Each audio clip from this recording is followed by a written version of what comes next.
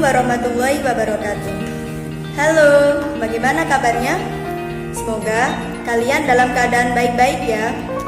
Nah, pada pertemuan kali ini kita akan mempelajari tentang iman kepada qada dan qadar. Sebagai seorang muslim, kita harus mengetahui apa itu iman kepada qada dan qadar. Qada menurut bahasa berarti menentukan atau memutuskan. Sedangkan menurut istilah artinya segala ketentuan Allah Subhanahu wa taala sejak zaman azali. Qadar menurut bahasa berarti memberi kadar, aturan atau ketentuan. Sedangkan menurut istilah artinya ketetapan Allah Subhanahu wa taala terhadap seluruh makhluknya tentang segala sesuatu.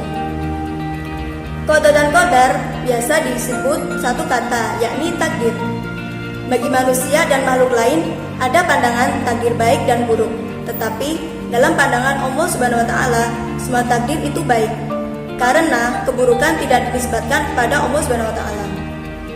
Iman kepada qada dan qadar artinya percaya dan yakin dengan sepenuh hati bahwa Allah Subhanahu wa taala telah menentukan tentang segala sesuatu bagi makhluknya. Selanjutnya, macam-macam takdir. Macam-macam takdir dibagi menjadi dua. Yang pertama, yakni takdir mu'allaq. Takdir mu'allaq adalah takdir yang erat kaitannya dengan ikhtiar manusia. Contoh, orang yang ingin kaya, maka harus bekerja keras. Orang yang ingin pandai, maka harus belajar dengan giat dan sungguh-sungguh. Yang kedua, yakni takdir mubrom. Takdir mubrom adalah takdir yang terjadi pada diri manusia dan tidak dapat diusahakan atau tidak dapat ditawar-tawar lagi oleh manusia. Contoh dari takdir mubrom yakni kiamat, jodoh, dan mati.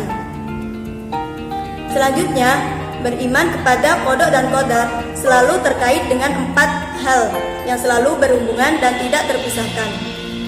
Keempat hal tersebut yaitu 1. Sikap optimis akan takdir Allah Subhanahu wa taala. Yang kedua, ikhtiar. Ikhtiar adalah berusaha dengan sungguh-sungguh dan sepenuh hati dalam menggapai cita-cita dan tujuan. Yang ketiga, yakni doa. Doa adalah ikhtiar batin yang besar pengaruhnya bagi manusia yang meyakininya. Yang keempat, yakni tawakal. Setelah meyakini dan mengimani takdir, kemudian dibarengi dengan ikhtiar dan doa, maka tibalah manusia mengambil sikap tawakal. Selanjutnya, hikmah beriman kepada qada dan qadar.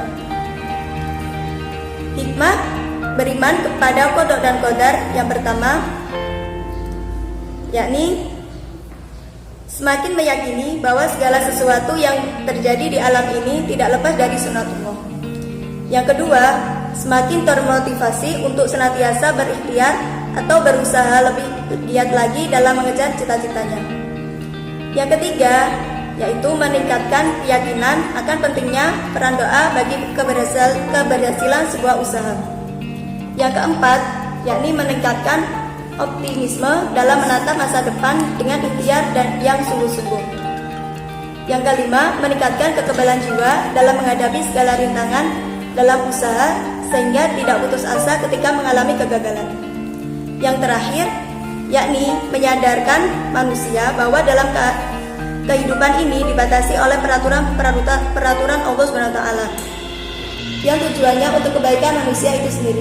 Bersikap optimis, ikhtiar dan tawakal sebagai implementasi beriman kepada qada dan qadar Allah Subhanahu wa taala.